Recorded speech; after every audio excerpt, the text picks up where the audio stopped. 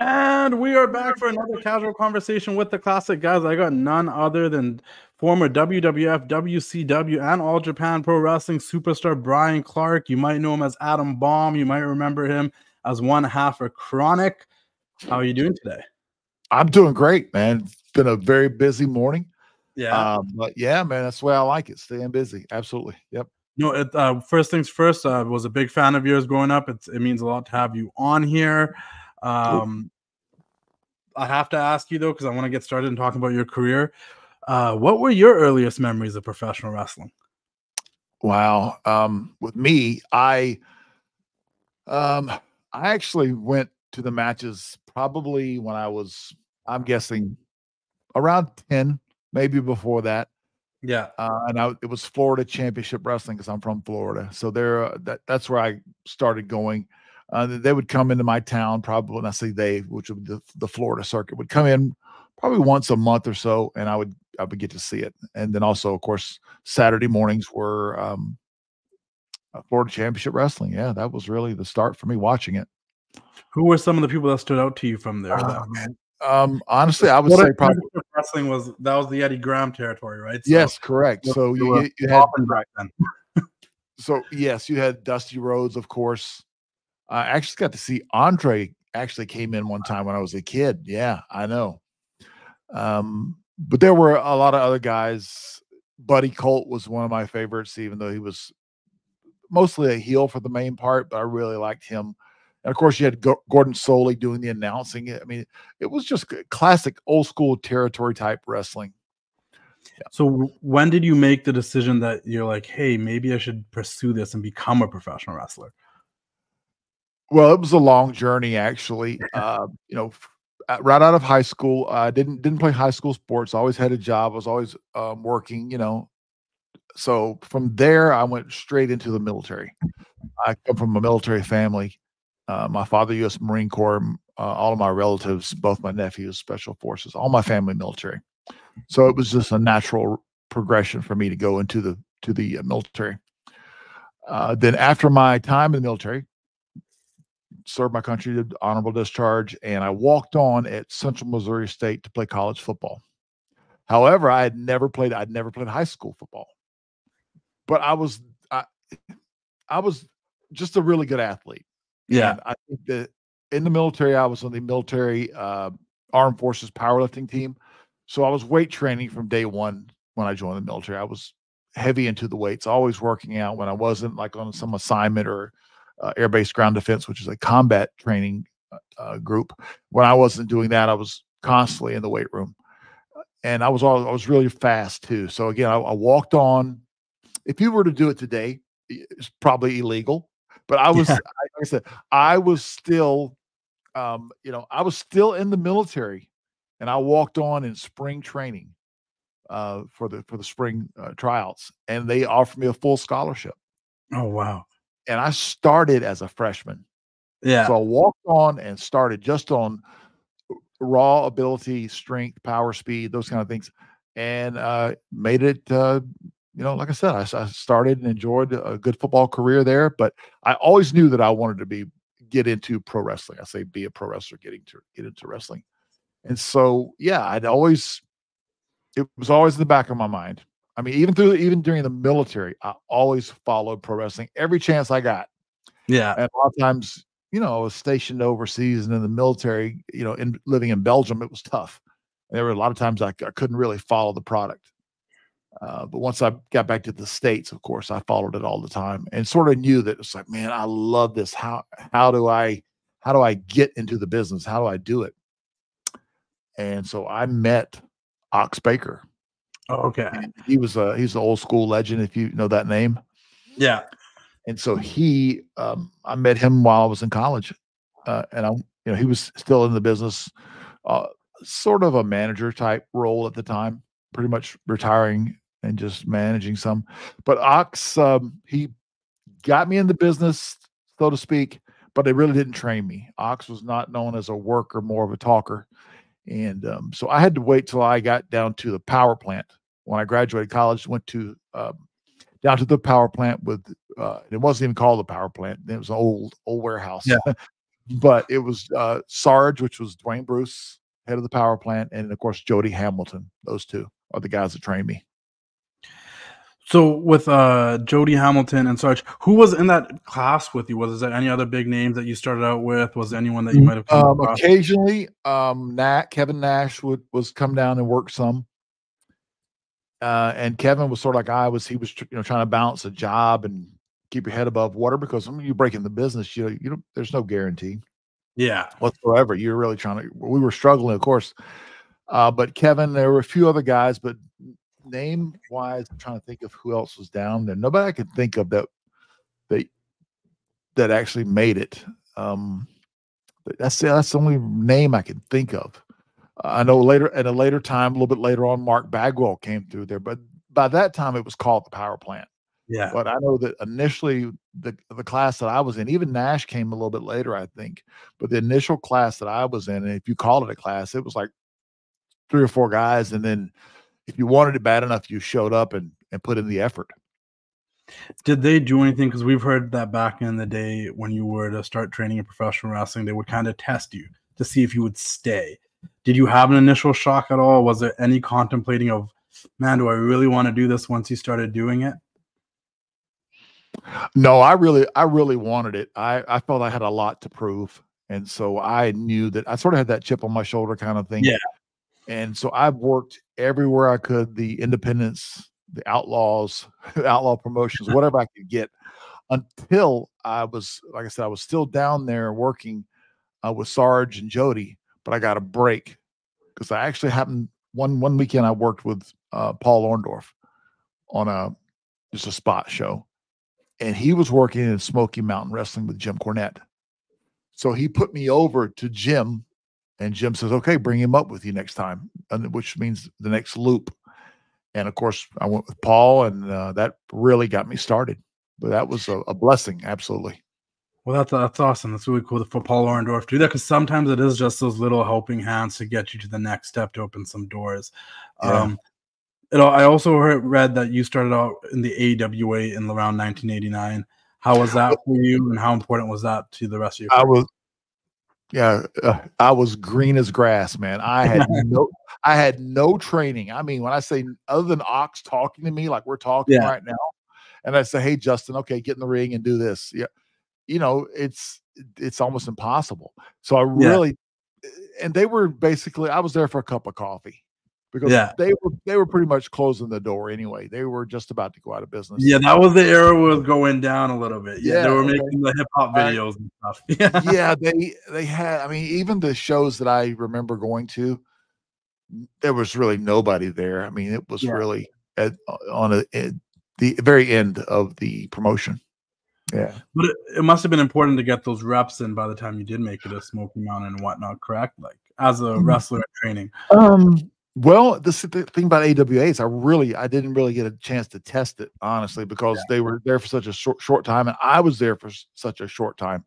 I really think that the biggest benefit I had was to working all the independents I could before going on the road with Paul, and then listening to Paul and absorbing everything that I could from him definitely helped me transition into getting a spot in Jim Cornette's promotion. I think that's what really propelled me into getting those reps, and I would take anything and everything as far as, I mean, when, you first start, you're just, like you said, you're trying to get reps, and that's what it was. Speaking of Jim Cornette, he's a polarizing figure in the scene today, but you can't deny all he's done in the business and his knowledge for the history of professional wrestling. Is there anything specifically you remember that Jim Cornette might have taught you that stuck with you for the rest of your career? Other than just working hard and being a professional, I think that would probably be the biggest things. I cannot pinpoint exactly one specific thing that he instilled in me or anything like that, but yeah, Jim was always really great to work with. I enjoyed my time there. How did the first conversation with the WWF come up, and what was your first experience meeting Vince McMahon like? The way it came up, back during those days, I think that they were watching videotapes of guys when they would, you know, I didn't send them a tape or anything. I guess they had heard about me and that I was in Smoky Mountain Wrestling. And so I guess they contacted Jim, and then Jim said, "Hey, these guys, they want to take a look at you for a tryout match." So I got the opportunity to have a couple of dark matches, and they hired me. Like the first night, they said, "You're hired," and I was like, "Wow," you know, I didn't expect that, honestly. But yeah, that's how it worked. You know, of course, they send you your contract, and then they take their time, because it was a few months before they actually came up with a character for me. Yeah. So, yeah. What was your first reaction when you heard about Atom Bomb and the character? I honestly, after just looking at it and looking at the drawings and stuff, because they sent me a few different things, but I think that was the most suitable for me at the time, and they were very much into characters at that time. Although, you know, not too much longer after that, they would really go to more realistic realism, and you know, me being like, be Bryan Clark or something similar to that, you know. But so the Atom Bomb character, you know, he'd survived 3 Mile Island kind of gimmick, you know. So you look back on this but it's very, as the guys tell me now, it's very toyetic. So it could be a Marvel comic character, it could be, you know, a superhero, it could be all kind of crazy stuff. But yeah, I thought, okay, I can work with this. That was my first impressions. No, 100%, and it is very toyetic, and I think for a lot of wrestling fans, they remember it. There's something about it that it's till this day they're like, "Oh yeah, Atom Bomb, I remember that," and everything. At the time, did it shock you that like it was like when you'd see signs in the crowd and people being excited for Atom Bomb? Or I thought it was really cool. You know, I'm very, you know, I consider myself a very humble person. I'm always honored, and you know, even from day one, that people would pay to see me work and they enjoy my work and stuff. So I thought that was always cool. Just see signs in the crowd, you know, or they're buying your merchandise, t-shirts, whatever, you know, those kind of things. The little footballs I would throw in the crowd, you know, whatever, you know, whatever they came up with. But yeah. That's some of the coolest merchandise, with those little rubber footballs that you got to throw out in the crowd. I think they're over there somewhere. Yeah, back there. That'd be dope. Those were very memorable. Was there any big plans for Atom Bomb that never kind of came to fruition, or do you think it just? Yeah, I left. They didn't. I was never terminated or anything like that. I left on my own. I decided, just the schedule and the amount of the pay at the time. That was a rough period financially, I think, for them. You know, they were going through the steroid trial. You know, we were all tested and clean machines basically at the time. And so, just, you know, the 290 plus days on the road, being away from my wife, and and the injuries, of course. And then on top of the bad pay, it just was a combination of me saying, okay, I need to step away here for a bit, regroup. And then I would end up signing with, WCW with Eric Bischoff. Yeah. You were in the WWF during a time where there was a lot of like groups backstage. There was the Kliq, there was BSK. Did you spend any time with those guys, or were you like in a whole different crew? No, the way people see that and they look back on, they go, well, there was this Kliq and the BSK and that kind of stuff. It wasn't really like that. I mean, now guys have their own tour buses, and you know, they're set up. Where we actually had a locker room wherever we would go, whether it be in Europe, anything international, US, at arenas, or wherever we were at, we were all in the same locker room. There was no separate locker room for these guys or this. We were all together. Yeah. It's just that when sometimes a few guys would ride together, but see, everybody thinks that it was like, oh man, there was this, you know, separate areas for all these guys. No, I know that. I know, like back in the day, it was all in the same locker room, but there was this different like, friend groups, and it is based off of who they rode with. So I guess a better question would be like, who did you ride with in those days? Was there like certain people? I sort of bounced around a lot. I really did. I rode with, seems like everybody for the, you know, at different times. A lot of times with Billy Gunn, PCO, who, Yeah. of course, he was with Quebecers, and so yeah, those guys I would say on a more consistent basis, but Yeah. it varied. And then anytime we were in Europe, we were all on different. There was a heel bus and a face bus. That's Yeah. the way they. That's the way they did it. Yeah. Yeah. Yeah. That's crazy. Does it shock you to see that PCO still out here wrestling like Ah, regularly? yes, yes, it does. I mean, we always stay in touch, and Yeah. I still chat with him here and there, and especially social media. I always follow all of his stuff, but that is amazing. I don't know how he's doing it, man. Like he Honestly, reinvented himself as a character, so he doesn't need to go as hard as he used to. But yeah, like the fact that he's still doing it I and know. is still popular on the wrestling scene for the last 5-10 years is insane. I think I remember when I first realized it was the same person. I'm like, oh, that's insane. Like, Yeah. do you have any fun road stories from your time from the WWF? Is there anything you Oh specifically remember? man, there are so many. I should do a book. I've Yeah, that offered to me so many times. Yes, yeah. there are a million stories, man. I could be here till tomorrow telling you stories. Can you give us just one? Just one. Um, well, we were just talking about PCO, so Yeah. okay. So we were in a brutal rainstorm. We were in California, and I don't know if it was Northern California or Southern California. I'm going to say it was Northern California because we had a lot of shows up in that area. So I'm driving. Okay. So PCO's right next to me, you know, and I can't remember who was in the back. There was somebody else, but I just cannot remember who it was. Anyway, so somehow it's raining so hard. We're trying to get to the show. And I haven't told the story in a while, but so I somehow through the rainstorm, I veered off and went somewhere I should not be going, like on a road that was, but it still looked like a road to me. But I Yeah. just started going down it, right? And this is like Yeah. an interstate type road. And so the next thing I know, man, we get pulled over. I mean, just out of nowhere, we're pulled over. And this cop is just, I mean, he's giving me the business big time. And so the cop is so mad that, I went on this road. I didn't know. I was 100% innocent. I was like, hey, man, I'm sorry. I didn't, it's pouring rain. I couldn't see. So he gets me out of the car, right? Just gives me the business. I'm soaking wet. So he was wet. So he figured, hey, I'm going to get wet too, right? And so I get back in the car.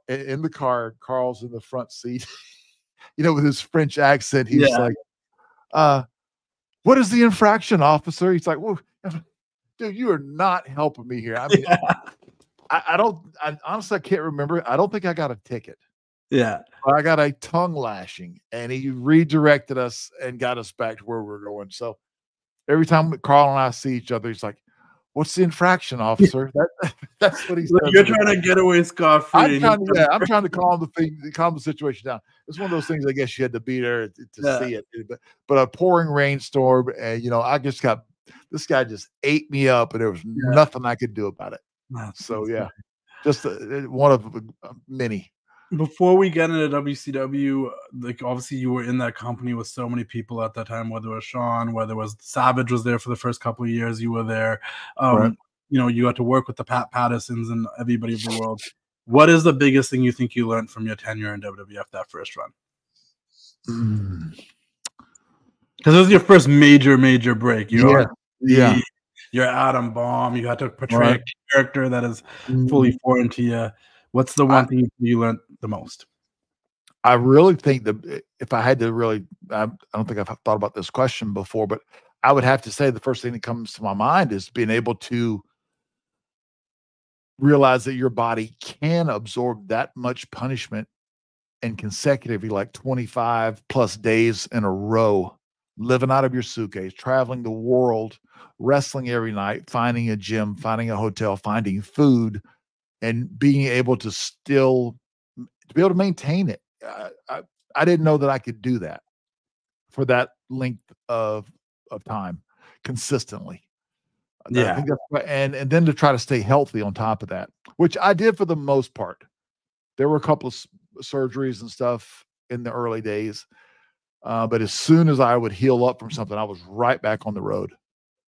So you really, I guess I learned that I could take a hell of a lot of punishment. 100%. And you were still very disciplined in terms of your training and Yeah. eating healthy and keeping it together. Right. WCW, you went there during the period where they were technically, as we see the documentaries, winning the war. They were a little ahead of the WWF. They had tons of money, and they presented us with Wrath. Initially, you were the foe of Mortis, the late Chris Kanyon. You went from one character that is very toyetic and could have been in a superhero movie to a superhero villain angle in WCW. Yeah. How do you feel about your initial run in WCW starting off as Wrath?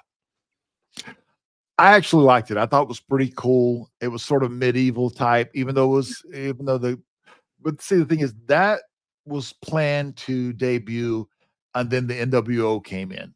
And when the NWO came in, that just covered everything. They were so popular that whatever was on the books was scrapped, so to speak. And this is the way we're going. And it was a successful business model, the way Eric laid it out. If you look at it, you just mentioned WCW like we're talking about, but who killed WCW? That's a big thing going on. As I think it airs tonight, part 2. Yeah. I was on the first one. I caught the first one. I caught myself a clip on that one. But yeah, I thought it was cool. I enjoyed it. Chris was fun to work with, and the other two guys, Ernest Cat Miller and Glacier. Yeah, so we had some good matches with a few different tag teams. But the business was really moving towards the real characters, especially with not a medieval type martial artist. Yeah, because I think initially Bischoff would probably explain it as like he wanted to somewhat have like Mortal Kombat characters, and that's what you guys were. And it's crazy because then you look like just a little bit prior to like the same year the NWO debuted in '96. You kicked off '96 in WCW with Savage and Hogan against the Dungeon of Doom and all these outlandish characters. So, like to your point, it would have fit in perfectly. But once the NWO came in, it became a lot more reality based and what's real and what's not real. One board, like there's no more Razor Ramon and Diesel. It's Kevin Nash and Scott Hall by their legal names, right? So it almost felt like there was a little level of separation from what you guys were doing and then what was happening everywhere else on that card. So I get that. But then briefly after the stuff with Mortis and everything, you broke out and they had you still as Wrath, but you were on this like major winning streak, and it was almost kind of like reinventing you.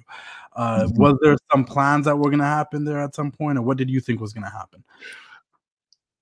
Well, I talked to Eric, and I asked him. I said, how about let me do Wrath? I'll still keep the name Wrath, but let me do it my way, versus the medieval type looking Mortal Kombat character. It's going to say Wrath, but it's going to be me, really, Bryan Clark. Actually, it was, if you look at it, it was a merging of Bryan and Wrath and Adam Bomb. If you look at the character, the difference is that I invented the meltdown, and that's what I said. I knew that. I told him, I said, if it doesn't work, it doesn't get over, I'll do whatever you need me to do. But I just wanted that opportunity to try it as with my idea, my spin on it, and it worked. And the meltdown got over really well, and I went on a undefeated streak of 6-7 months, something like that. I can't remember what the time frame, but yeah, that was, I enjoyed that a lot. That was a really good time, and I got to do the character the way I wanted to. So yeah. 100%. How was it working with Kevin Sullivan during that period of time? Because he was involved in a lot of the creative, right? I'm sure he was. I don't know if it was actually a committee so much as, because I'm sure there was Kevin Sullivan and of course Eric and a few other people, but I just don't remember all the names that were on creative. But they were. It was fine. I had no issues with it. I think it was on a roll. Yeah. This question actually comes from a wrestling historian, because you're talking about there's that brief period between the end of doing the Mortal Kombat stuff to you reinventing Wrath. But he was there ever any discussion of returning as the Night Stalker, or was that like just in the back? No, that was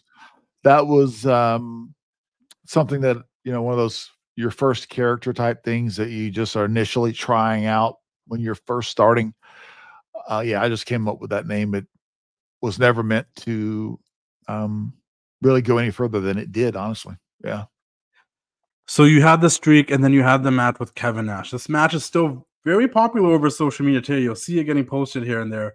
I think it's one of your more high-profile matches, obviously working with a Kevin Nash, who was on the top of the card for most of the period of time.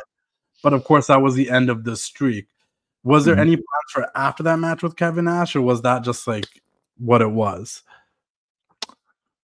I don't think they had any plans as far as us going into any type of an angle or anything. I wish they would have. It would have been, you know, I think it would have been a really good big man match.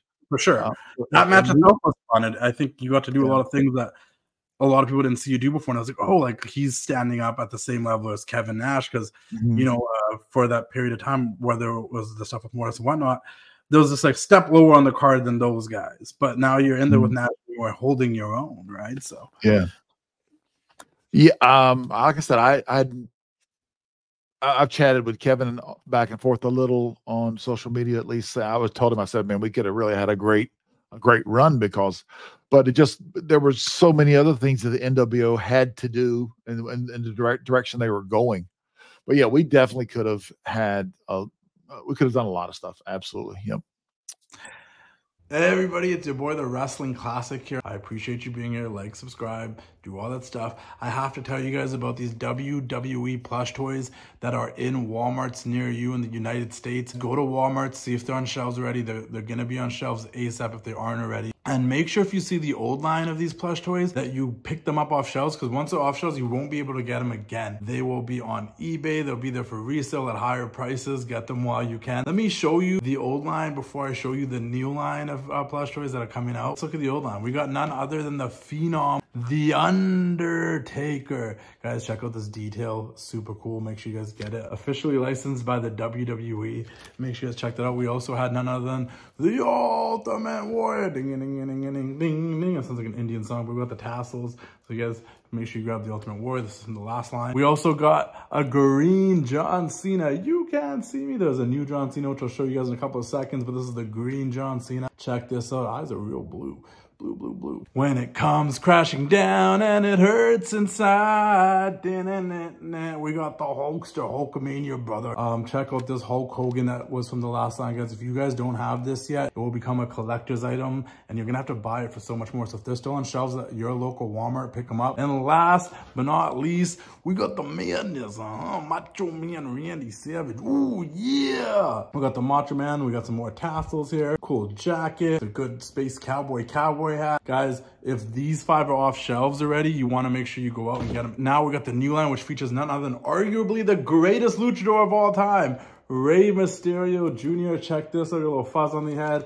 He's also got some tassels. Get the Rey Mysterio. And talking about the Hulkster, we got another Hollywood Hogan now from the NWO. You see that right there. He's got the lightning on his pants. You guys get this Hulk Hogan if you haven't already. Once these off shelves and another line comes out, you won't be able to get these unless it's resale too. So officially licensed WWE plush toys. Check them out. As I mentioned earlier, there's now a blue John Cena. Matches his eyes this time. Get the blue John Cena if you haven't already. These should be on shelves now. Pull the ones up because we got none other than the Tribal Chief Roman Reigns, the head of the table. Check out the tats. Check out his hair. This is a dope Roman Reigns. He's even got the glove there. One of the most historic reigns as the WWE Undisputed Champion. Recently just lost the title at WrestleMania 40. You guys definitely want to get this Roman Reigns. Last but definitely not least, the current champion, the man that finished the story, the American Nightmare, Cody Rhodes.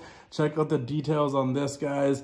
Look at that. He's got his logo there. Shout out to Extra Cooler who helped out with this design. Guys, get this Cody Rhodes. Get all 5 of the new plush toys that are on shelves. Check if they have the old one. And keep doing the thing. Buy them. Check them out. Let's get to the interview. Bryan Adams, what was your guys' initial discussion? How did that come together of becoming a tag team? What was the story behind that? Well, I tore an ACL. And I was out for probably 7-8 months, somewhere around that time frame. And while I was out, and I was preparing, of course, as soon as you're injured, you go right into that protocol of physical therapy, getting healed, training, everything you can do to get yourself back into the ring. And during that time, I was really close to getting ready to come back as Wrath, just to finish up where I was getting the meltdown on everybody. I was going to pick back up. And so one day I get a phone call, and it's Bryan. And so he's talking to me. Hey, man, I heard you're getting ready to come back. I said, yeah, I'm real close. I just, a few more therapies and the things I need to do to get ready, knock the ring rust off, so to speak. And he's, well, hey, what do you think about tag team? Us tag team. So it was Bryan's idea. So he gets the full credit of coming up with, let's do a tag team. He called me the first week. I said no. I said I think I want to do what I'm doing. He called me back the next week. We talked some more, and I said, okay, let's do it. And so that's how it happened. What did you first think of the name Kronik? Did you understand the innuendo that was going on there? Or? Yeah, absolutely, we did. Yeah. And but people ask, how did we get that name? And I can say the fans, because that's how that name came about. We didn't have a name for the team, but we were searching for something, and either it was in a magazine article, and they were taking suggestions from the fans, and so we were looking at all these different names, and Bryan and I were looking at them, and we were like, okay, Kronik, that looks, but they spelled it like with a C, and we're like, wait a minute. So let's put a K in the front and a K at the end of it, and spin the K like the band Korn, like so it would say Kronik, Kronik. And so that's how it actually, the fans came up with that name, or a fan somewhere, wherever he's at, he or she, I don't know. They get the credit for it, because we just changed it up a little bit. Yeah, because it was the end half of the 90s, but it was that area where everything got a little edgy, and Kronik was a big deal in the 90s. Dr. Dre dropped the Kronik back then, and there you go. And then like, to see you guys do, and for me, so at that time I think I was like 8 or 9 years old, and I remember like not knowing what it meant. To be fair, right? Like, my older brother had the Kronik CD, but I didn't know what it meant or what it was referring to. Yeah, I was as a big fan, like I was like searching you guys up on Google back then, or whatever it was. My sister was like, "Hey, why are you searching up Kronik?" And, I did. I was like, "No," but I'm like, because you guys looked cool, though. I'll say you guys looked cool. You guys had a look. It worked really well. It was almost like maybe like 99, 2000, like one of the most popular acts in WCW at that time. Was there a lot more planned for the two of you before those doors shut? Like, because I think we went as far as we could go with it in WCW. As we were mentioning earlier, the docu series that's out now. I think it came from the top. Time Warner, when they decided, hey, we don't want pro wrestling anymore, and that was really the end of it. So unfortunately for a lot of people, everything just was merged, with WWE, and that was the only place to go. There was really no other place other than All Japan. I happened to drop this on you just for today. Yeah. But that's where I knew that, okay, these doors are closing. These doors here in Atlanta, that's it. I want to go to All Japan. That was my first choice. But Bryan was really good friends with Taker, and so that they worked it out where we would sign a deal and end up going back, which, of course, looking back on it, like I said, I would have it ended up how I wanted it to end. There was just a little bump in the road, but it still ended up the way I wanted it, as All Japan champions. Yeah. So before we get to, really quickly, we do want to talk about that WWF run, that Sure. second one, but prior to that, I just want to ask them, that run in WCW from 97 to 2000, what was the biggest difference in the locker room in WCW compared to mid-90s WWF? Well, from my viewpoint, I felt that I had worked my way up through the business, and I sort of was getting, I felt I was appreciated. Yeah. And that was a big thing, not just financially, but just the little things like, the first class flight, the car rentals, the hotels, those kind of things. All those things matter at the end of the day.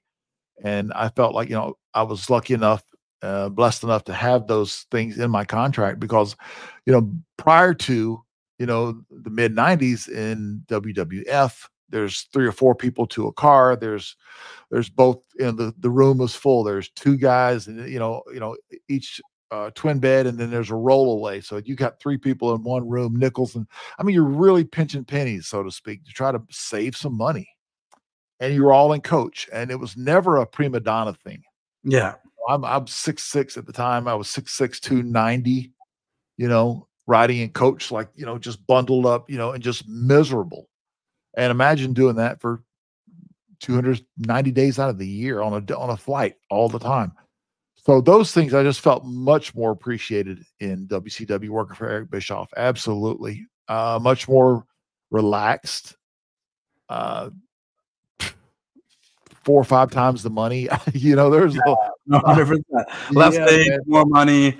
Yeah. But it wasn't even just the money. It was just the fact that I felt appreciated. I really did. Yeah.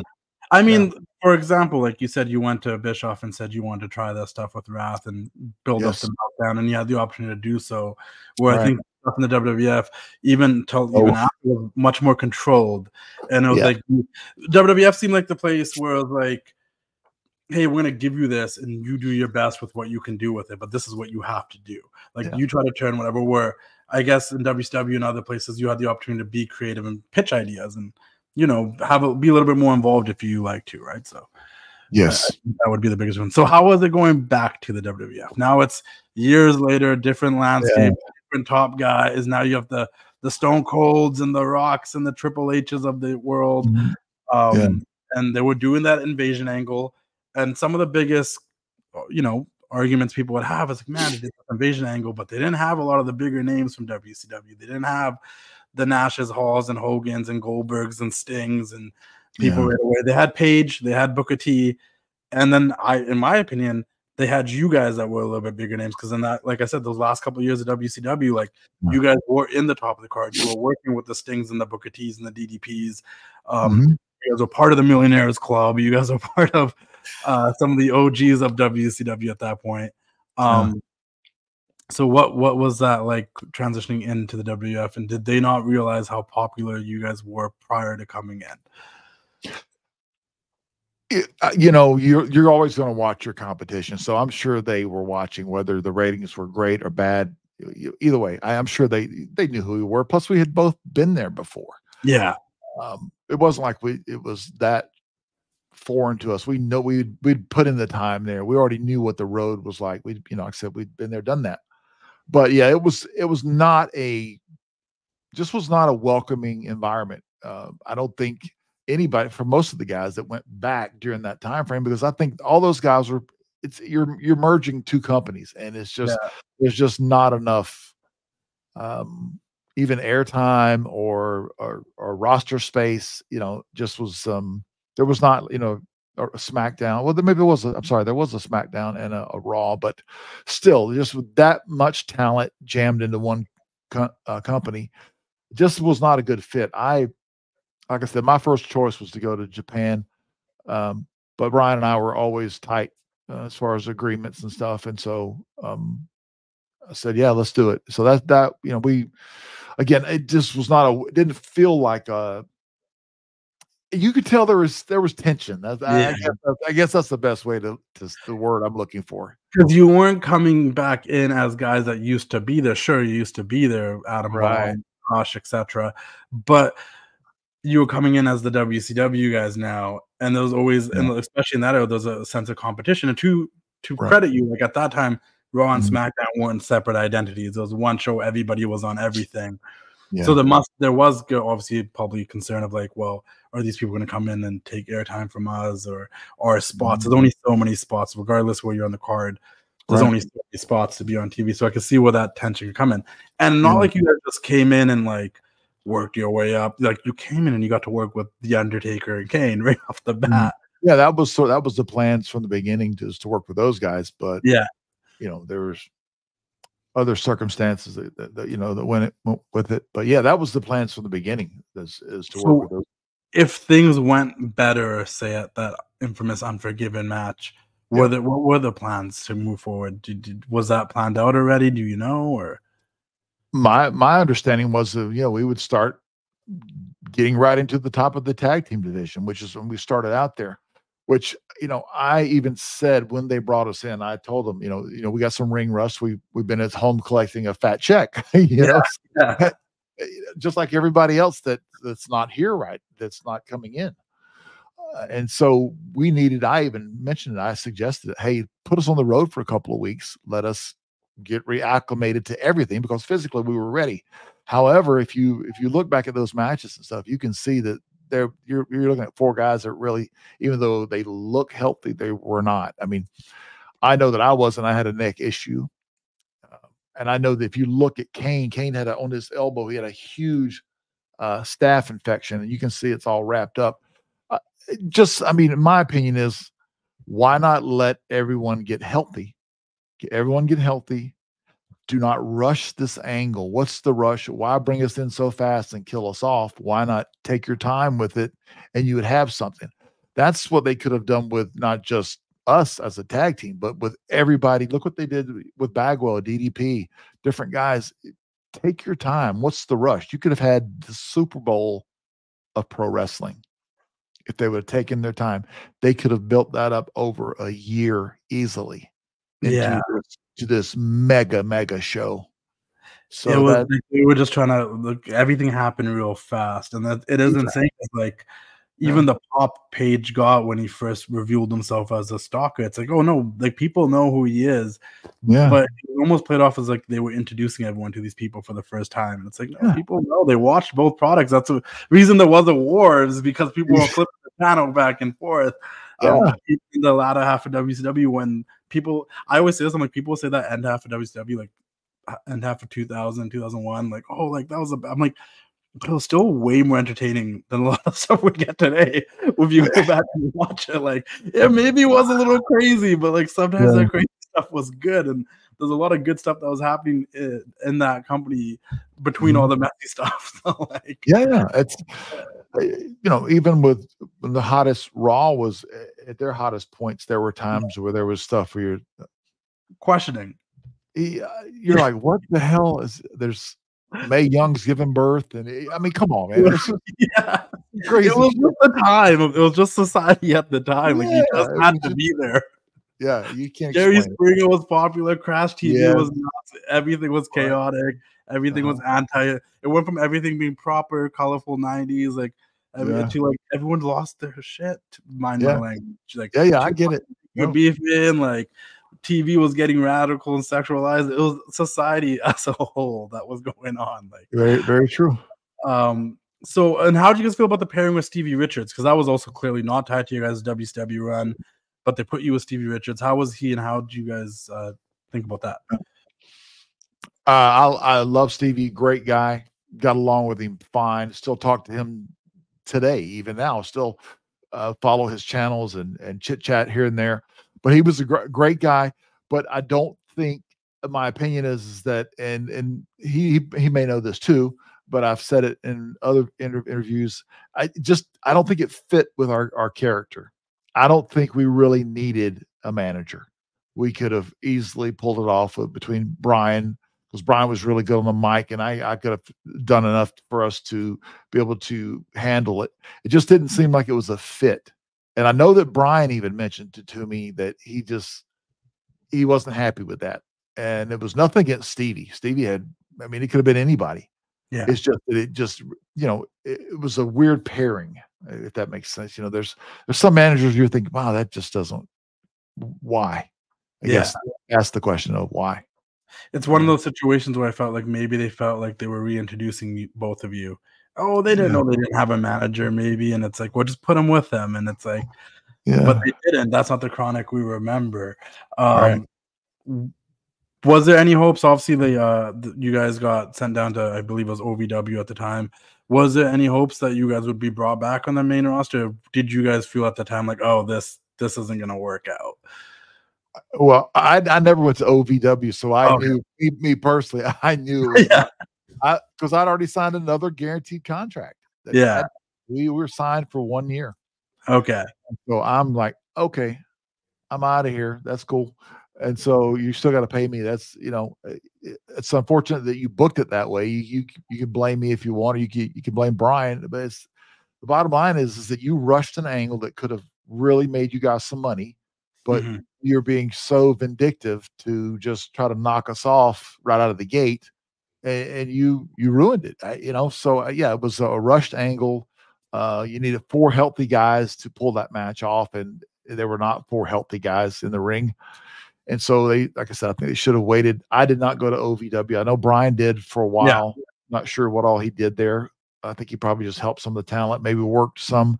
But as soon as he finished the 1-year obligation, we reconnected. We never really, he never worked any singles that I know of, maybe just other than training in OVW. So we just reconnected and went to All Japan, which is what I wanted to do from the jump. That's where I wanted to go. I quickly want to talk about All Japan, but then before we get there, was there any discussion with the Undertaker after that match at Unforgiven? What was his initial reaction, or was he just kind of like the rest of you, just like, man, that didn't go as we probably wanted it to go? Yeah, he never said anything to me, and I don't know if he said anything to Bryan. They were much closer than I was with Mark, so it's hard to say.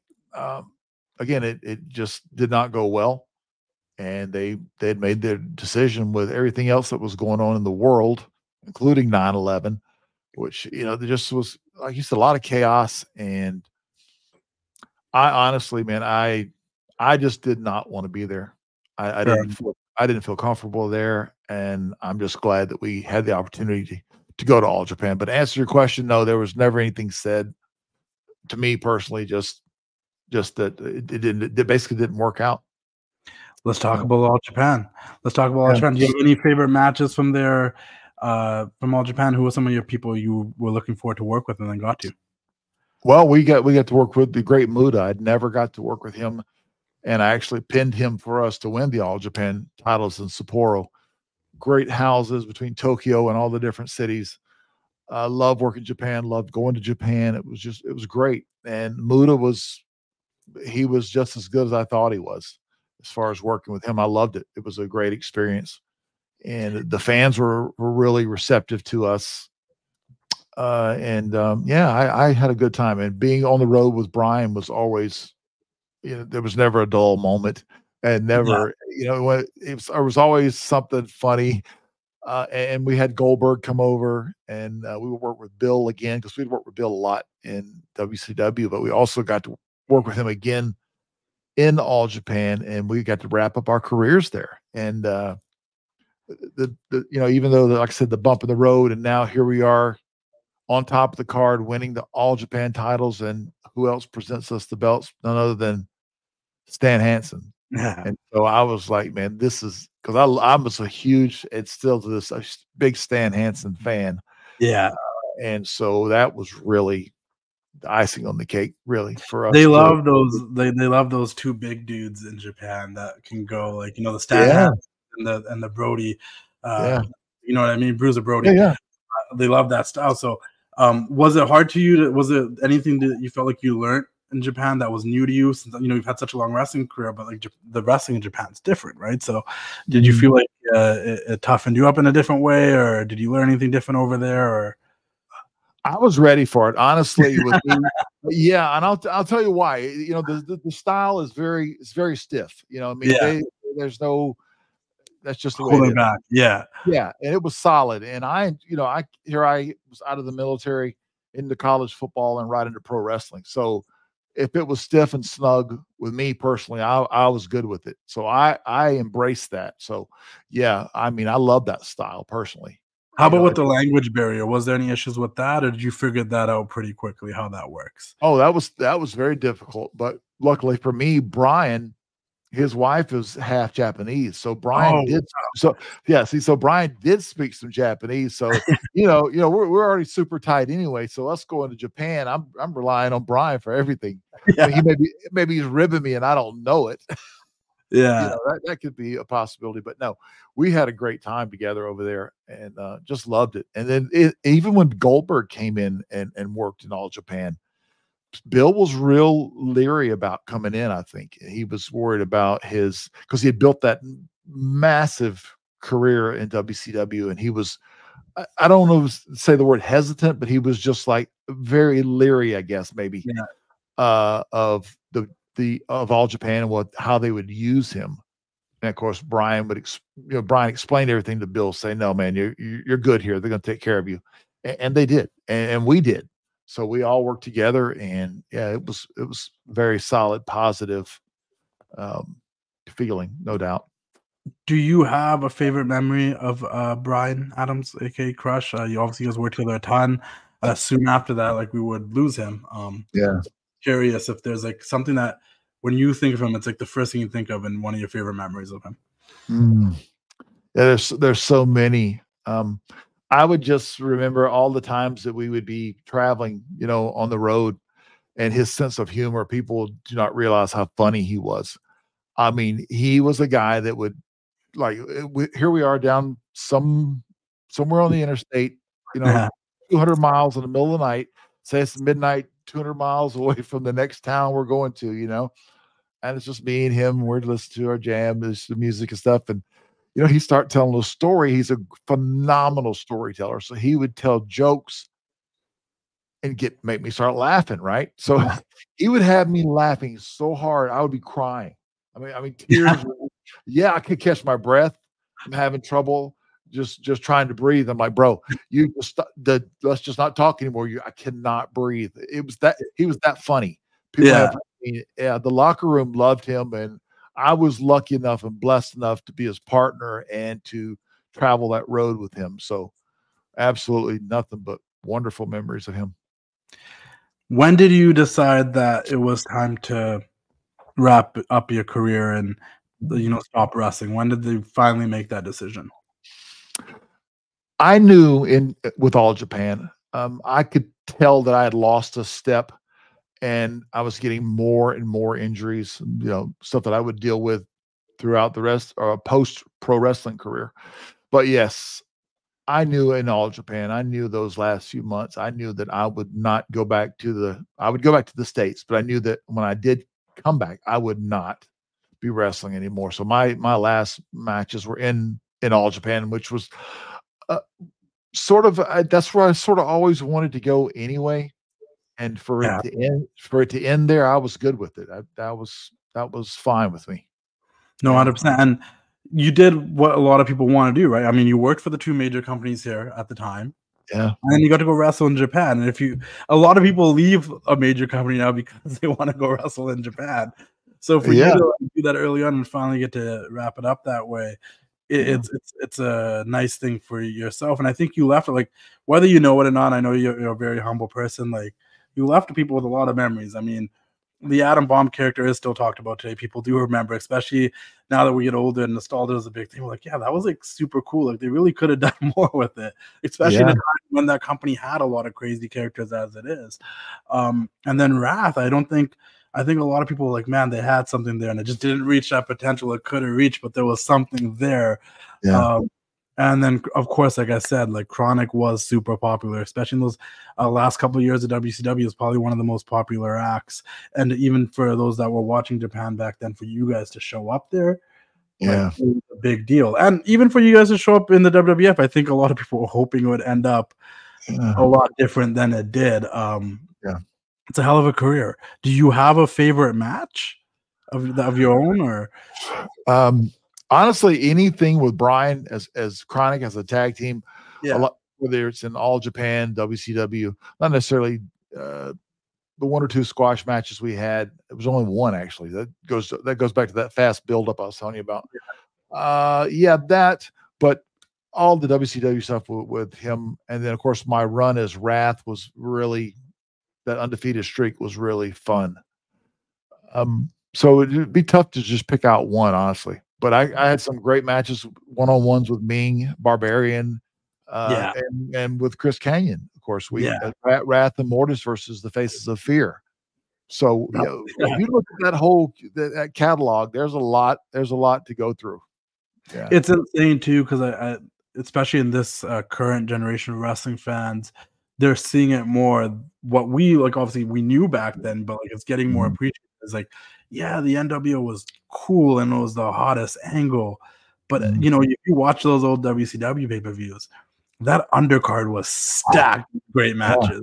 whether it was the cruiserweights, whether it was you guys in the middle card, like Wrath and Mortis, etc., Glacier, like there was just great wrestling all throughout that card that made it great with a really hot angle on top. And there's a lot of appreciation for a lot of you now. So that's why you're going to be seeing a lot more people being Wrath fans and whatnot now than maybe more so then, because they're like, oh, there was something there, like that's dope, you know? Yeah. Yeah. What are you up to today then? Have you ever thought about going back to wrestling, or did you just close that door and it was like, you know, move forward? Well, I mean, I've closed the, you know, as far as actually anything to do with it ring wise, but you know, I've acquired my trademarks. And so, you know, I've got the action figures and stuff that are out. I've got 4 new ones that are coming out this year. I've signed up with 2 video games. I think one will be starting this year and another one next year. So I'm staying busy that side of it. Just bought a new home here in Red Rock, Arizona, and I absolutely love it. I got a new place here. I just completed my home gym. Just got the home studio put together. So piece by piece, I'm just, you know, getting settled. Like I said, we just bought the house. And so, you know, when you move anytime, you know, there's always I don't know, there's just so much stuff to do when you move. You know, anybody goes through that, you know, but it's, you know, I'm blessed and lucky to have this place. I love it here. And I'm still active on the social media, on my X Twitter account daily. I'll probably even post something tonight after I watch the Who Killed WCW. You know, I'm sure I'll come up with something. And a buddy of mine over in Ireland puts together a lot of my stuff. Jonathan O'Dwyer, great guy. He puts together a lot of my clips and stuff. And so we'll come up with something creative. No, 100%. I appreciate you following my page. I remember you DM'd me about something or commented on something, and I want to ask one of my friends who kind of knows what's going on with everybody. I'm like, does Bryan Clark run his own Instagram account, or is it somebody else? Because there's a lot of people that have like managers and whatnot. Right. And he was like, no, I'm pretty sure it's just Bryan Clark. And I was like, oh, okay, then maybe I'll see if he wants to do an interview. Because like I said, I grew up a big fan of yours from, you know, Wrath to Kronik and everything. So I think that would be cool. And it's cool to see that you still have a love, like looking behind you and seeing, you know, the tag titles run around the world and Annabelle, that you still have love for your wrestling career and the business. Because, you know. Oh, yeah. I just kicked off a TikTok account that's a real Bryan Clark, and then my X account is real Bryan Clark, and of course Instagram is official Bryan Clark. But I do follow the product. I do a kickoff show for Raw and a kickoff show for SmackDown each Friday and each Monday. So it's fun. I mean, I enjoy it. I enjoy the product. And there's a lot of guys that I follow that are really, I noticed that the European influence is really heavy right now. And it's great. I'm looking really forward to the Clash at the Castle. Is going to be amazing. I cannot wait to see. Who are some of your favorites right now? Oh man, Drew McIntyre, Karrion Kross, Gunther. Yeah, you know, it just seems like a lot of the European influence. There's a lot of guys, man. There's a lot of talent there. So I think that'll be a hell of a show on Saturday. I'm looking forward to it. No, for sure. Same here. I'm like, oh man, we can go another hour talking about modern day wrestling. I didn't realize you were still watching like that. Oh yeah, man. I watch it for sure. Yeah. I guess before I get to my very last question, 2 questions then. Okay. I know you're doing the pre-shows, but have you ever thought about just doing like a full-on podcast? I absolutely have. Yes, I have thought about it. And right now, the setup is great. Yeah. Oh yeah, I'm still working. I'm still tweaking this. It'll be ready here, almost finished. It'll be real close. I have thought about it, and it's definitely a possibility. I have your interview today, and then I have some a few other big ones coming up, and so it's a possibility. I think because I'm very creative, very hands-on with my ideas and stuff. Even through just if you take a look at my pro wrestling tees, my merch shirts, every one of those I design. I'm hands-on. Yeah, I'm hands-on. I have someone help me, but my visual part of it, what I see, and so to answer your question, I'd say yes, all that's a possibility. I can relate. Sometimes I have like really great ideas. I'm like, oh man, this song with this video and this idea like would make a really cool clip. but I used to work with some editors that were really good at making those videos, and it'd be like a collaboration. Like I'd had the idea. That's great. This right. will be great, but I need you to bring my idea to life. I need some help. Absolutely. Yeah. And I will share it, and it'll be great, and everyone will love it. But so I completely understand. You brought up really briefly that you've been offered a few times. Have you thought about writing a book? Because wrestling books are still very popular. People love to read them, even if it's just a book of road stories and fun stuff. But have you thought about writing a wrestling book? I have. Yeah, we touched on that earlier. Yes. Yeah. I have, and I've got at least, I don't know, over 100 pages of just different notes and actual stories. Yeah. So it's something I started on, and I just have not completed it. But I have had a few people offer to help write, help put it together. I just with buying a new house and getting settled, and out here in the desert, the Southwest, man, just been so busy with other things, man. Between I still go horseback riding, which my wife and I, we love that, man, and just a horseback through the desert is just, and these views, man, you can't beat them. So yeah, I probably get to it sooner or later. I don't know. I love that you're just living life, though. Just living life to the fullest. You're still involved with doing wrestling stuff, but you're happy because, like I said, there's a lot of people that go through business and they just, you could talk to them and I'll get them on the show, and you're like, oh, they're not very happy about how things went. So. Yeah, man, it's at the end of the day, it's a job. Yeah. And, but me, I get up, I train every day. My diet's on point. I still work out. I got up this morning, I hit the pool. For the pool, I got a workout in before I came on your show today, and I do the ice plunge now. I'm doing a lot of everything. Oh yeah, man, it will wake you up, and it helps me a ton. I can tell the difference for anyone that's thinking about doing it. The first couple of times you're just like, this is no, it's not going to work.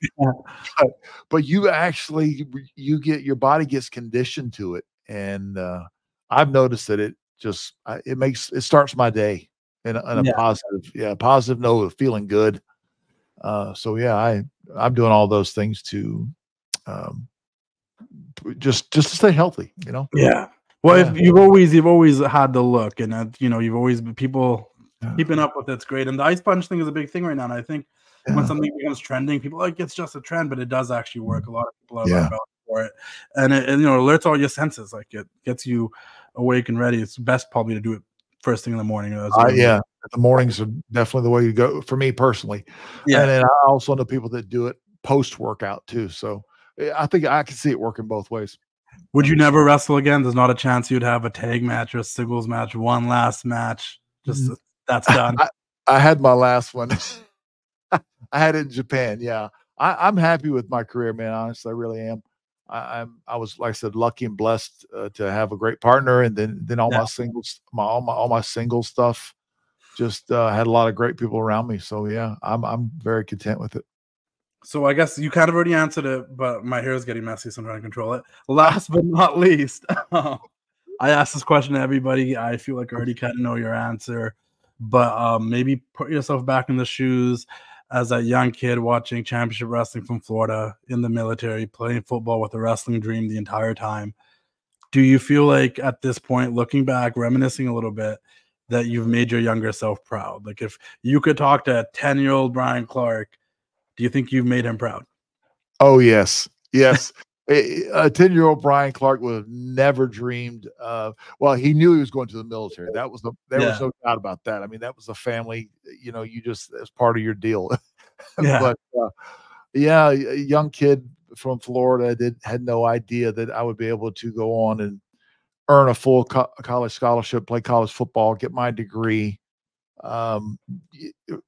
from the military to college football to playing college football, and then from there into pro wrestling, to realizing my dream and meeting so many people. And I've done a couple of movies, I've done commercials, I've done so much media work. So yes, to answer that, young Bryan would be pretty happy, I think. 100%. And obviously when you're in the business, it's like, it's a job, it's work, you're on the grind. Don't be a mark, etc., etc. But now looking back, you've done it. You're out of it. You're at a stage where you're appreciating it and still showcasing it done and letting the fans if they were fans of yours, appreciate your work. But now looking back, like you got to be in the locker room with guys you grew up watching, like a Dusty Rhodes, or you're in there with guys like Savage, Macho Man, Randy Savage. That was like one of my first matches ever on the road. It was Randy. I was like, wow. And then Bret Hart, you know, on and on. So yeah, that absolutely, man, that was amazing, and I got to do it and travel the world. 100%. So I appreciate your time. Thank you for doing this. I'd love to talk to you again sometime down the road. If you have anything coming up, we can definitely run something back just to help promote it. If you ever need anything from me, as you know, I'm a DM away. And thank you so much. It was a pleasure. Yes, I enjoyed it. Thanks for having me. And again, you guys want to follow me on my social medias, you're more than welcome to. Love to have you. And again, thank you for your time, man. Thanks a lot. Thank you. It was a pleasure. Everyone, keep doing the thing. Make sure you guys check out Bryan Clark on social media. I'll be sharing all of his socials everywhere I share this. And yeah, keep doing the thing. We'll see you. It's time to say goodnight. We sincerely appreciate your patronage and hope we've succeeded in bringing you an enjoyable evening of entertainment. Please drive home carefully and come back again soon. Good night.